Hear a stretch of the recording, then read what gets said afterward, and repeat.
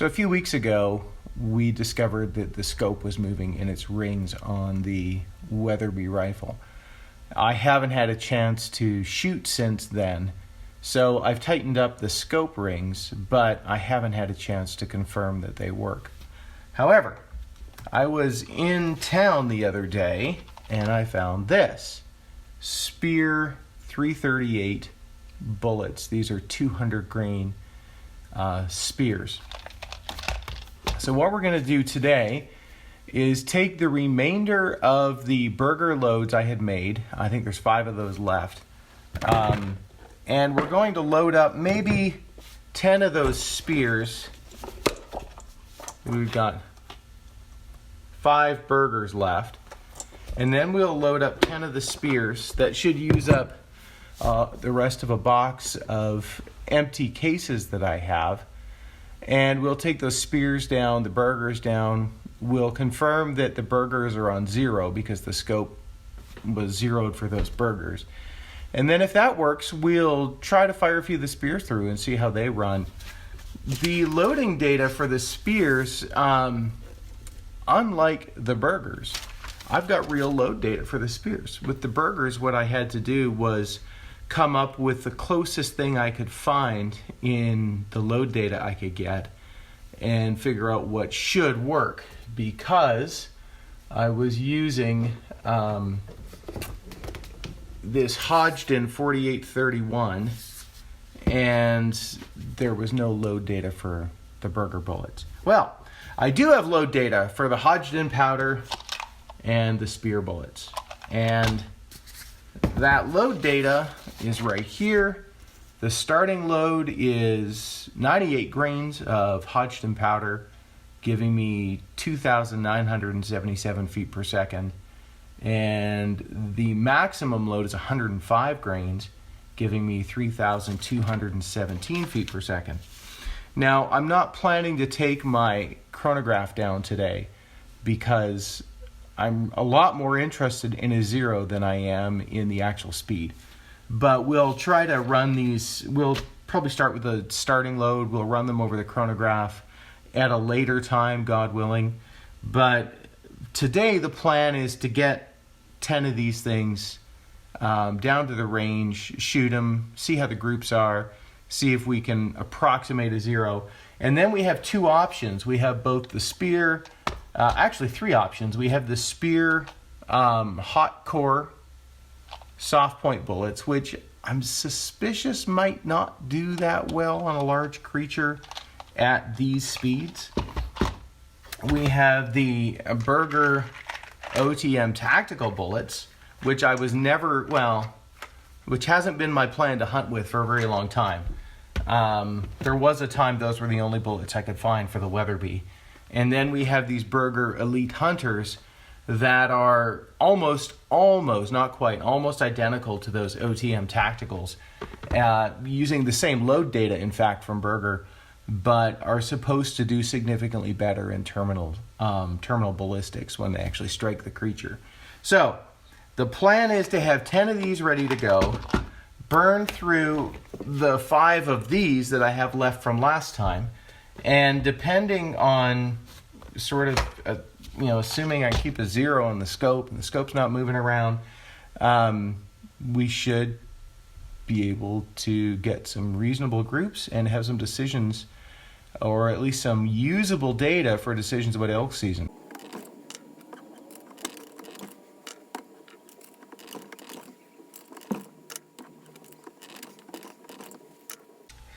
Okay, so we have 10 of these cases primed. And the primers are all sitting just slightly shy of flush, which is what I like. So the next step is we're going to measure out some powder charge and start loading some cases. The powder charge is, of course, the most important thing when you're reloading. So let's do that next.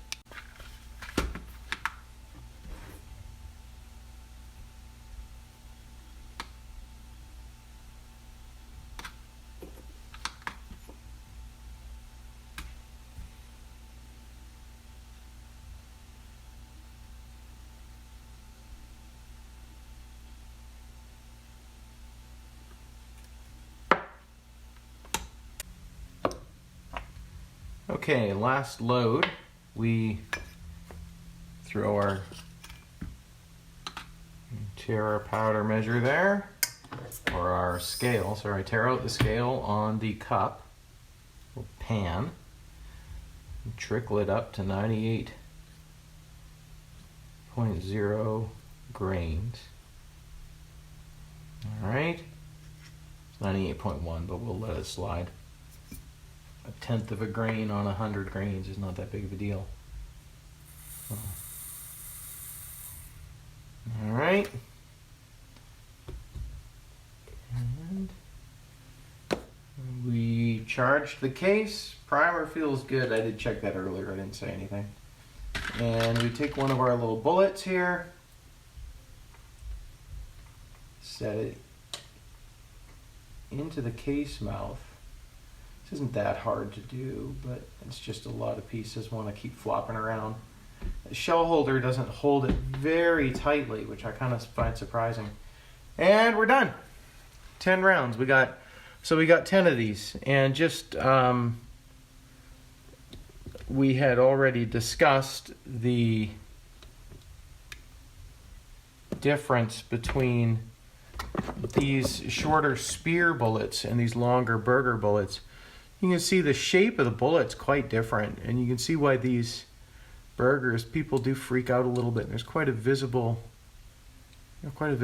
collar there. Like the bullet looks like it should be pulled out a little more. That's okay. So these were 96 grains of powder under a 250 grain bullet. These are 98 grains of the same powder under a 200 grain bullet. The burgers that I have measured, the burgers on that load, they give me 2,835 feet per second average. They go up and down a little. I think the standard deviation on whatever it was, 3 rounds or 5 rounds, something like it was 8 feet per second. So it's a pretty consistent load. And the spear rounds, Hodgdon's data predicts they're going to be going at 2,977 feet per second. So they'll give me an extra couple hundred feet per second, but at the cost of 50 grains of lead. So the question is, will a 200 grain bullet effectively do what I want? And the answer is, yeah. People shoot elk with 165 grain bullets all the time. So I'm not concerned that it's not going to work, but the ballistics are a little different. And my biggest concern with those spear bullets, excuse me, my biggest concern with the spear bullets is that some of the older style bullets going too fast will just kind of shatter when they strike an animal. So I'm a little concerned that those spear bullets, that would be my fear with those. I don't think it's going to be an issue. These bullets have an excellent reputation. People use them in like their 338 Winchester or 338 Federal all the time. So I think they're probably going to work, but we're going to try them out and see how they do. I will say those spear bullets cost me about 50 cents each, whereas the burgers cost me like 83 cents each. So it is a 30-cent savings to use the spear bullets, which does get me back to something I've talked about before. The 338, 378 Weatherby ammunition off the shelf cost between $6 and $10 a round. With the burgers, I had it down to $2.24 a round. That's using this shortcut powder. With the older powder I had that is older, so it costs less. I didn't pay as much for it. I was down to $2.05 a round maybe. With the spear bullets, even though I'm using more powder, I'm down to $1.90 a round. So $2 a round, I'm not trying to go significantly below that, but I am paying attention to what I'm paying to my price per round. So we have this. We have 10 these 200 grain bullets, 5 of these 250 grain bullets, the burgers, are 250 grains. Spears, these 200 grains. Of course, these have a soft point, and these have what they call an open tip. It's kind of a, what is that? It's not quite a hollow point. I mean, they don't call it a hollow point, but that's kind of what it is. It's an open tip. I guess that's what they call it. So we're going to take this down to the range and see how they run. All right, last time I came shooting, my last two shots were here. My last two shots were here and here. And then I adjusted my scope up, what I think is the right amount. So what I'm going to do is paste up these holes. This one's easy. I got a little black sticky. And then this lower one, I think it'll be easier. I'll put a little red sticky on it. It'll be a little easier to tell from the bench what happened. Other than that, this target's clean. This target's clean. So I pasted up 1, 2 holes.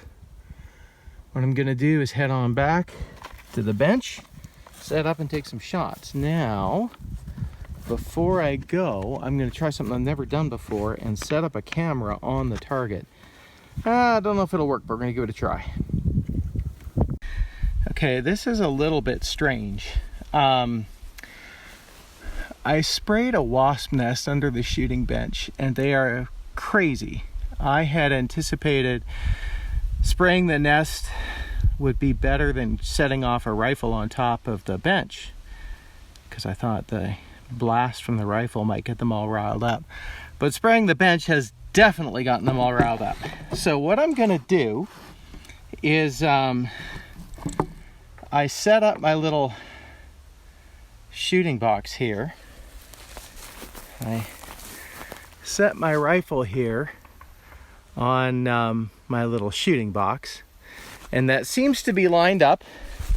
It says hardly bench rest shooting, but hopefully we can get a couple rounds downrange on that target and see how we're doing.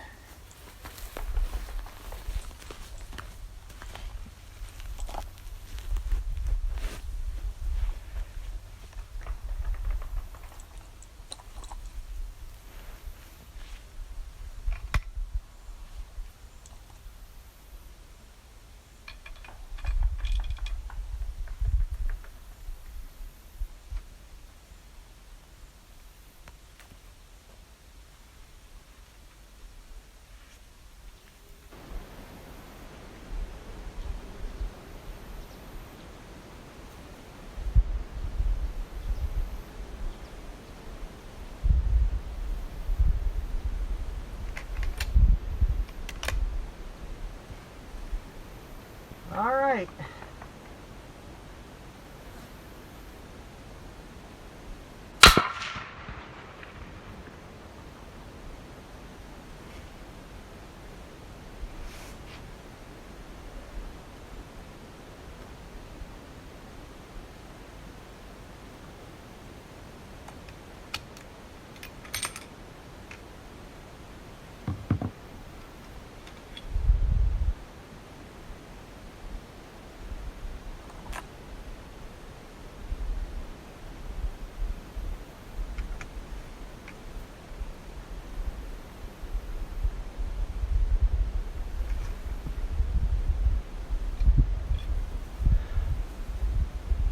Okay, first round is low and to the left. I'm going to try another shot exactly the same hold and see where that goes.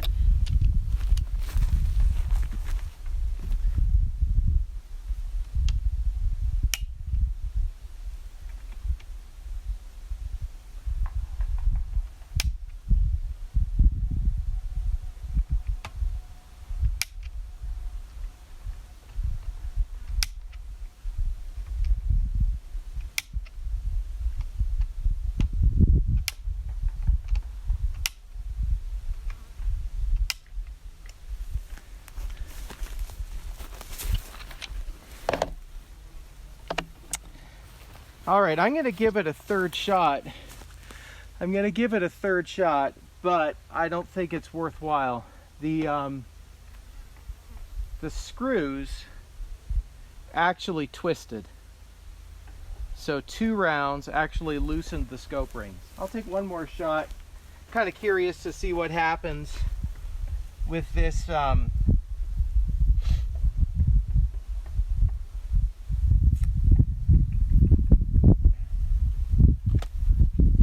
there's no point in taking any more shots, is there? If the if I could feel if the torque wrench actually moved the screws after 2 shots, then that means the scope's definitely not staying where it is. So I need to remount the scope. Then I need to come back and take more shots. All right, well, I'll go take a look at the target just out of curiosity. But although I tightened up those scope rings,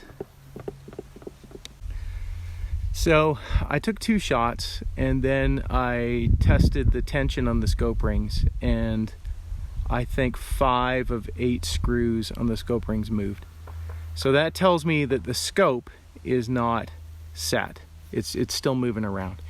So what I'm gonna do is quit here. There's no point in throwing, you know, at $2 a round, there's no point in throwing money downrange when I know my scope's moving.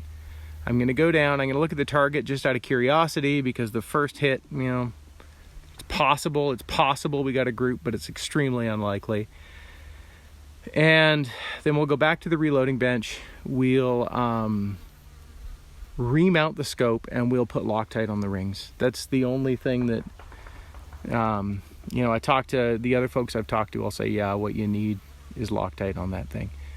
So I'm gonna Loctite the rings. I may even put a little bit of tape under the scope rings to put a little bit of grip on there. But one way or the other, I'm done here. There's not a lot of point in throwing $2 rounds downrange when I know for a fact I can't hit anything. Well, this is the consequence of the scope moving around. Last time I was here, my final shot was right there. And so I spun up my scope 6 clicks, which should have brought me right to here. But you can see my first shot went right there. I don't know even where my second shot went. I'm suspicious this right here is my second shot for today, but I don't know that for sure. Once your scope starts moving around, there's literally nothing you know. So I did have a camera set up on the target. I'm curious to see the strikes on the camera, but the reality is that I'm just wasting my time and money right now.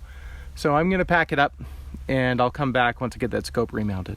Scope's still moving, but it's not moving in the rings without the screws coming loose, at least as far as I can tell. So that means if we fix the problem of the screws coming loose with, say, Loctite, then it's not like the scope is gonna keep moving. That's the good news. So what I'm gonna do is go and reattach the scope to the rifle. I'm going to put Loctite on the scope rings, and then we'll re-zero it from start. Well, today we learned that even if well-meaning, intelligent, and experienced people tell you not to put Loctite on the screws in your scope rings, you might still need Loctite on the screws in your scope rings. So I'm going to remount that scope, but right at the moment I'm going to go and cool off because it is ridiculously hot here.